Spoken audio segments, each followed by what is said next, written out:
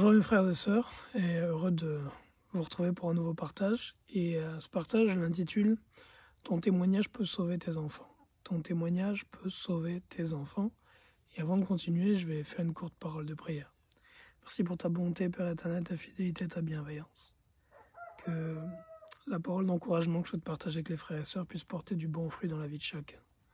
Je te demande de me guider, Père, au nom de ton Fils Jésus, par l'Esprit Saint, afin que nous soyons édifiés à la pleine stature de Christ, au nom de Jésus.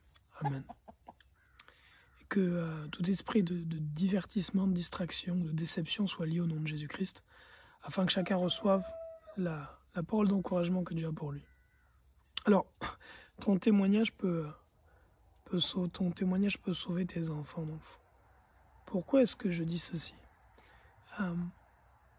J'ai observé à travers les années qu'il y a plusieurs, comme deux catégories de parents par rapport à ce qui concerne leur témoignage. Certains parents qui cachent à leurs enfants la vie qu'ils ont menée, les erreurs qu'ils ont commises étant jeunes, et d'autres au contraire qui les partagent à leurs enfants. Et la question c'est de savoir bien, les deux attitudes, laquelle devons-nous avoir et laquelle portera de bons fruits.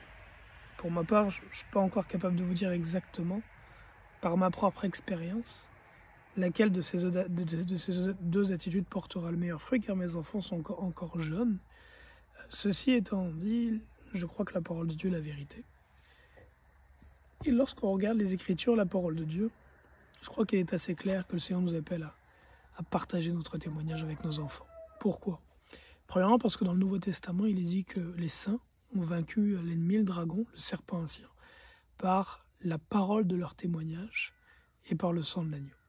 Donc si la parole de notre témoignage et l'évangile du Seigneur Jésus-Christ, le sang de l'agneau, est ce qui nous donne la victoire sur l'ennemi, ce qui nous permet de sauver les âmes à l'extérieur lorsqu'on part annoncer l'évangile de Jésus-Christ, eh bien combien plus ceci est efficace dans notre propre maison, notre propre foyer, vis-à-vis de nos enfants.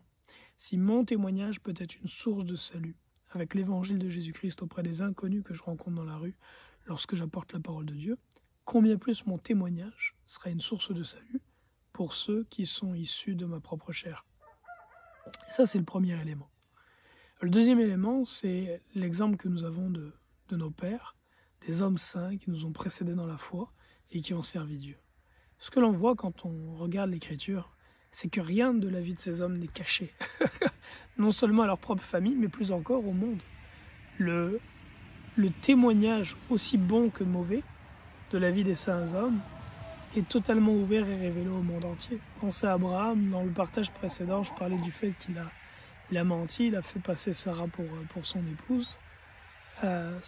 Ce témoignage de sa vie n'est absolument pas caché. Isaac l'a su, et puis nous le savons jusqu'à aujourd'hui, la terre entière le sait, tous ceux qui ont lu la parole de Dieu. Pensez à ce qui s'est passé dans la maison de David. Il a couché avec Bathsheba, ses enfants l'ont su, et tout l'univers le sait jusqu'à aujourd'hui. Pensez à ce qui s'est passé entre ses propres enfants, l'inceste qu'il y a eu dans sa famille. Jusqu'à aujourd'hui, l'univers entier le sait. Donc ce que je veux dire par là, c'est que lorsqu'on regarde la parole de Dieu, la Bible, on voit que les erreurs des patriarches, les erreurs des hommes saints qui nous ont précédés n'ont pas été cachées. Au contraire, elles sont révélées. Et si elles sont révélées, c'est pour notre édification, afin que, prenant acte de leurs erreurs, nous ne reproduisions pas les mêmes fautes qu'ils ont commises. Ainsi, je pense et je suis convaincu que nous sommes appelés à reproduire la même chose. D'autant plus que la parole de Dieu, la Bible, nous dit que celui qui cache ses fautes ne prospère point, mais celui qui les reconnaît et les délaisse obtient miséricorde. Il est aussi dit dans l'Écriture que nous devons confesser nos fautes les uns aux autres. Et que si nous cachons nos fautes, nos erreurs à nos enfants, comment ceux-ci prendront-ils, comment est-ce que ceux-ci mettront en pratique ce commandement de confesser leurs péchés si nous-mêmes nous ne confessons pas nos fautes, si nous-mêmes nous les gardons cachées? Je crois que les erreurs que nous avons commises, les cicatrices que ces erreurs ont entraînées dans notre vie, sont une grande source d'enrichissement et d'encouragement pour nos enfants.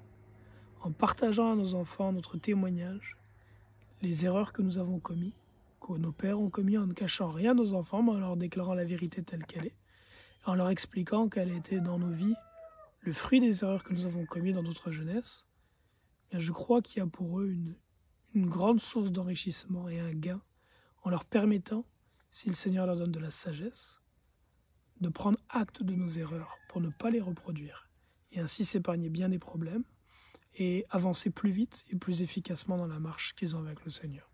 Donc je vous encourage vivement, mes frères et sœurs, à partager avec vos enfants les erreurs que vous avez commises, quelles qu'elles soient, que ce soit l'égarement dans le monde, l'égarement dans l'idolâtrie, l'égarement dans la fornication, dans l'impudicité, l'égarement dans la drogue, toutes sortes d'égarements qu'il y a pu y avoir dans votre vie et dont vous vous êtes repentis, sont des choses à partager, à témoigner à votre famille, afin que votre famille soit encouragée, sauvée par ce témoignage. Là-dessus, que Dieu vous bénisse abondamment en Jésus-Christ. Les poules sont juste ici. Great. Et bonne semaine. Bye bye.